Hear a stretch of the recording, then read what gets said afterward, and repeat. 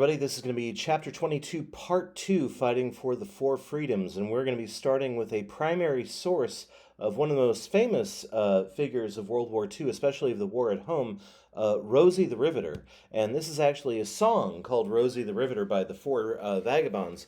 The Four Vagabonds was a four-man singing group that was originally from Vashon High School right here in St. Louis.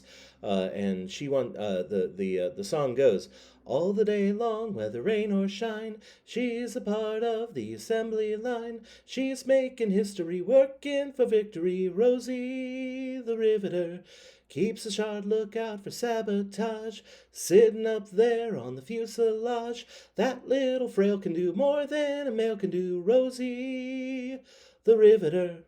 I apologize. I am not a member of the Four Vagabonds. Anyway, let's look at the war on the home front. So, in America, World War II was changing our country in a whole lot of different ways, not just the war overseas, but how the war impacted us here at home. For instance, the Army was taking a lot of volunteers the first couple years of the war. After Pearl Harbor, we had plenty of people who wanted to go and fight the Japanese. However, after a few years, they stopped focusing on volunteers and were almost entirely based upon the drafted soldiers. The impact of this was to put people together who normally wouldn't have anything to do with each other. So we no longer see uh, certain groups of people volunteering. The draft sort of picked a lot of people from different walks of life, different ethnicities, different social classes, things like that.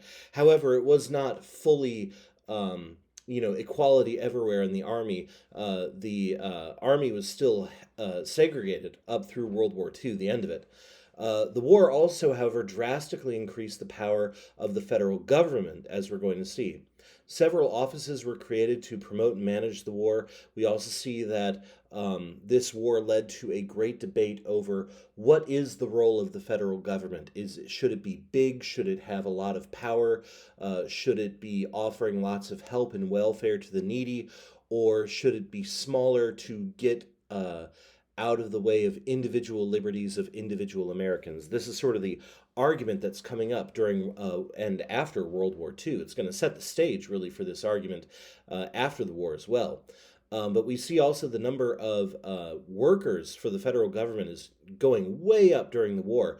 We have 4 million people working for the federal government, up from 1 million at the beginning of the war. We also see unemployment dropping from 14% to 2% during the war. Once again, World War II ended the Great Depression. So here is the war overseas and the war at home. It takes two to make a fight.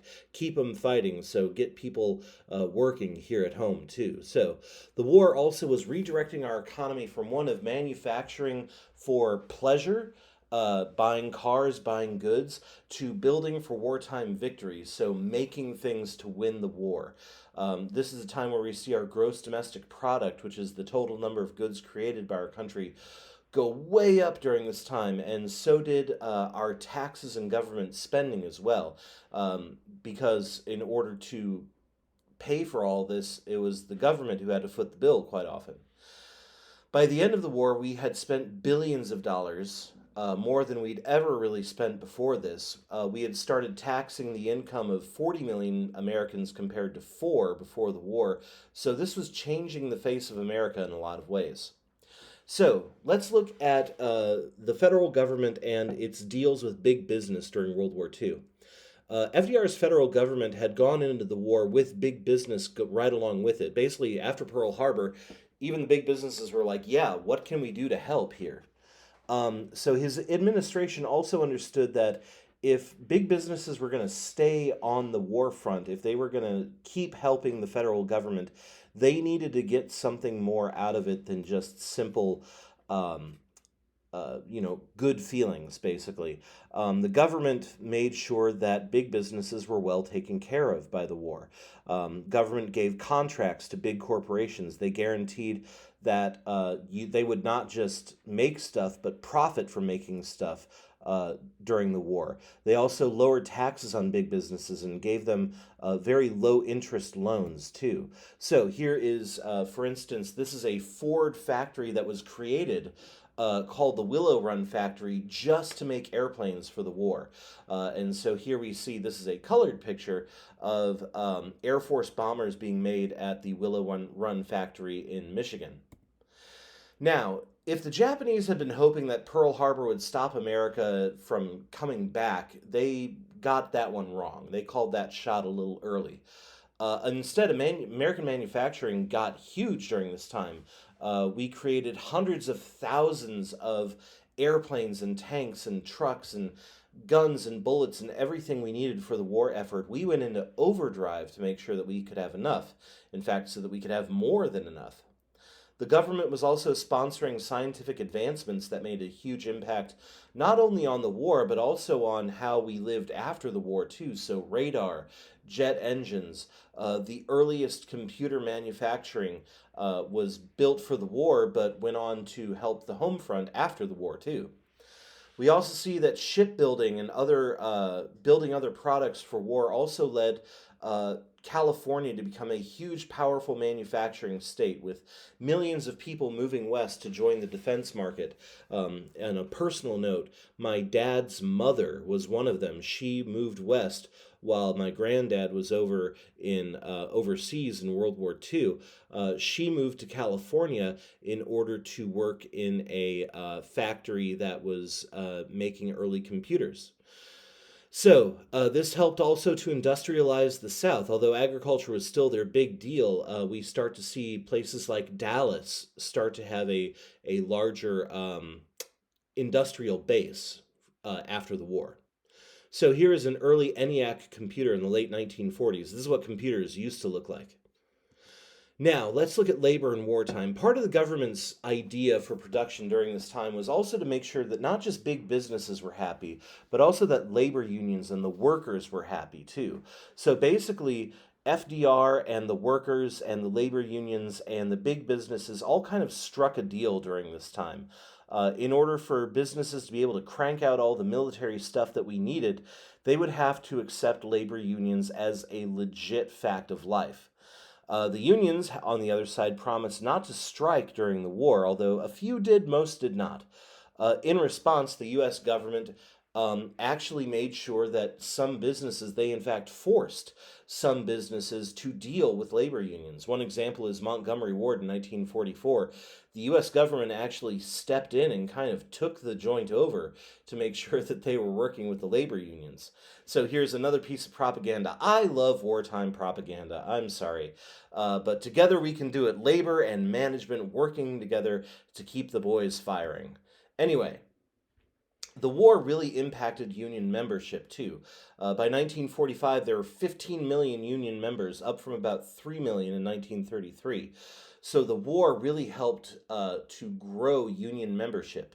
Now, the downside of the war, for FDR at least, was that all of this new big business and paying for the war and things like that meant that FDR had to sacrifice his favorite New Deal programs to the necessities of war, like the CCC, the Works Progress Administration.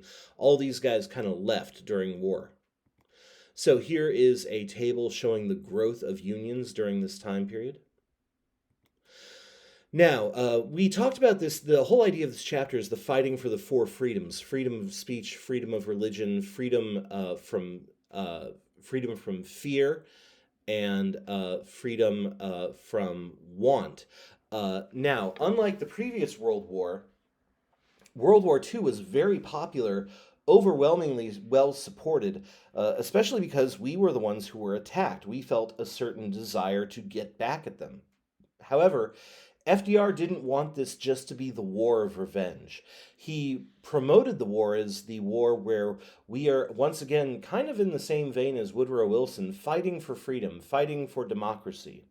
So along with the freedom of speech and freedom of religion that are expressed in the Bill of Rights, the freedoms that were promoted by FDR, the freedom from fear, was not just a lack of war. A lack of war is not enough, but also just a lasting security, a lack of war on the horizon somewhere, a lack of the fear of war. FDR also went so far as not to ban opposition to the war, like we saw in World War One with guys like Shank v. United States. We saw that anti-war religious groups like Jehovah's Witnesses were allowed to do things like refuse to salute the flag, because FDR wanted to show that part of the idea of the freedoms of America is the freedom to disagree as well.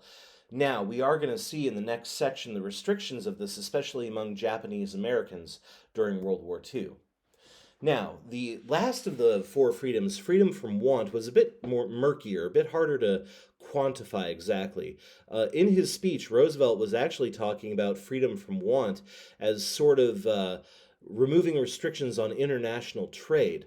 However, what many people took from it was the idea of a standard of living across America that would mean that people could afford a nice house, enough food, that basically freedom from the possibility of future depressions. In an essay that was printed alongside Rockwell's picture of freedom from want, the author, who was actually a poet from the Philippines, spoke not only of the nostalgia for America's past glories and sort of like how beautiful the small towns are in America and stuff like that, but also the hope for the future as well, that people who weren't part of the American mainstream yet, different ethnicities, different social groups, would be included later on. Now, FDR, much like in World War One, created a propaganda unit, more or less, called the Office of War Information. It was created in 1942 to sort of mobilize public opinion, get people behind the war.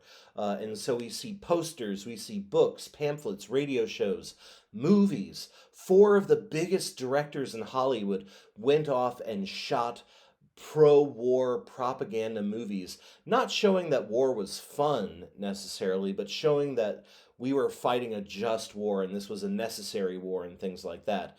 But the OWI is also moving beyond, again, the revenge story. It's not just about revenge, although you better believe that that was still a big part of it. We do see a lot of anti-Japanese propaganda during this time. However, they're also focusing on the idea of this being a fight for international freedoms and a better way of life around the world and right here at home in America. We're going to see that this has a big impact in our next section. Groups like African Americans really took this lesson to heart when they got back. So, critics of FDR basically said that a lot of the OWI's propaganda sounded a lot like it's like the New Deal 2.0. You're using the Second World War to shill for the New Deal again. Now, there was also what was called the Fifth Freedom, and this was not so much something that was promoted by FDR, but was promoted by big business. Partially because the OWI, eventually Congress took away a lot of their power, and propaganda fell into the hands of private businesses. These businesses did all the propaganda stuff that we were hoping for, promoting big victory gardens, warning against loose talk just in case there were spies listening, or taking up food rationing and stuff like that. But they are also hyping up the idea of a fifth freedom, not talked about by Roosevelt, which is the freedoms of businesses to run without government interference, the freedom of enterprise. And many of the ads from this time were focusing on the lack of choice brought on by rationing and saying, hey, don't you like having a choice? Don't you like having the freedom to choose, 5 different kinds of loaves of bread, and like the Cheetos versus the spicy Cheetos on your mac and cheese? Don't you have a bunch of different stuff that you want? That basically freedom of choice commercially and economically was also very important to America. So let's look at some really quick examples of wartime propaganda posters. So, of course I can. I'm as patriotic as can be, and ration points won't worry me. So this young lady is stocking up for the winter to make sure that she has enough to get through, even without having to ration too much. Again, grow victory gardens. One of my favorite pieces of propaganda from World War II is the guy driving alone in his car, and it says, when you ride alone, you ride with Hitler, and there's a ghost Hitler sitting next to him in this. But the idea is, carpool to save gas. That way we can send more gasoline overseas to the boys overseas. Again, another great piece of propaganda, less dangerous than careless talk. This viper with blood dripping off of its fangs is less dangerous than saying to the pretty girl at the bar, hey, guess where I'm sailing off to tomorrow? Don't discuss troop movements. And lastly, this is the fifth freedom that I was talking about, the U.S. system of free enterprise. We are not only advocating it for here in America, but we are also, Uncle Sam is giving it to a war-torn Europe in this cartoon. This was actually created by, I forget which business, but this was, again, business, not the government, made this propaganda piece. Now, women were also very important to this war effort during this time. There were over 15 million men in the army, and so women were making up a third of the American workforce. And also, they were working for the military. Over 350,000 women served in auxiliary military units, what are called groups like the WACs or the Waves or the Stars or the Spars or different groups like that. Sort of women in the military who often were in either, service or secretarial or, they were not on the front lines, but they were doing something. Women became part of the propaganda movement as well. So we see fictional female laborers like Rosie the Riveter inspiring other women to join the fight at home in the factories. I won't sing again unless, you pay ransom. Anyway, while many women are remaining in either clerical or service positions, remaining either secretaries or, food workers or something like that, others are becoming mechanics and industrial laborers. So, for instance, over a third of the workers building planes and ships were women during this time. So women made up a huge part of the wartime effort. So here are two versions of Rosie the Riveter, both from 1943, and I'm physically stopping myself from singing right now. So here is the classic one. We Can Do It, with Rosie rolling up her sleeves. And here is, since we've been talking about Norman Rockwell, here is Norman Rockwell's Rosie the Riveter, and we are going to break this one down in class a little bit and talk about what we see, because he uses actually a lot of very interesting biblical references in his Rosie the Riveter. Anyway, so for the first time, a majority of women in the workforce were also not young women. They were middle-aged, and many were married, and some had children too. This amount of different women in the workforce, and for a longer period of time, required unions and workplaces to start talking about things like equal pay, childcare, maternity leave for new mothers. Didn't always happen, but they were talking about it at least. Many women were also enjoying the economic and social freedom that went with their jobs and were like, hey, you know what? We don't really feel like giving these jobs up necessarily when the war is over. We kind of like where we are. We like the freedoms that come with it and the money that comes with it. We may not want to give this up just because the boys come home. However, when the boys did come home, many of them did lose those jobs. Most women in high-paying industrial government jobs were laid off at the end of the war. But they got a taste for it and they wanted more. Much of the government propaganda surrounding women in the workforce oftentimes spoke of it as like, well, you're in the workforce temporarily as like you're doing us a favor. This is a temporary sacrifice. It is a necessity of the wartime effort. This is not long-term, women's rights movement sort of stuff. Instead, they basically said this is a short-term deal. And the freedoms of America envisioned by Rockwell and other artists and propagandists of this time often said, when the boys come home, the women will be at home waiting for their men, ready to, fix them dinner and tend to the kids and things like that. So this is something that women were going to work on after the war too, which is what is the place of a woman in this post-war America? So here is a poster for the WACs, the Women Army Corps, saying, I'd rather be with them than waiting. Now, let's look at visions of post-war freedom lastly. So, one of the big ideas of this is the promise of American prosperity following the war led to two very separate visions of America. One said that America is going to be basically a model for freedom, a dominant world power, an economic powerhouse. We are going to be the new sort of economic conqueror of the world, America as leader and victor after the war. Another group, however, focuses not so much on the success of business after the war, but the growing power of the American common man. That America would not be the leader, but work hand in hand with other nations and equal among other nations. We would work on humanizing capitalism, redistributing economic resources to those that needed them. So basically, a global New Deal is what many people were talking about. Now, both of these are, they're not necessarily opposed to each other, but they do have different visions of the future. However, both are using the same sort of words and rhetoric. They're both talking about freedom and seeing America as a world leader, just in different ways.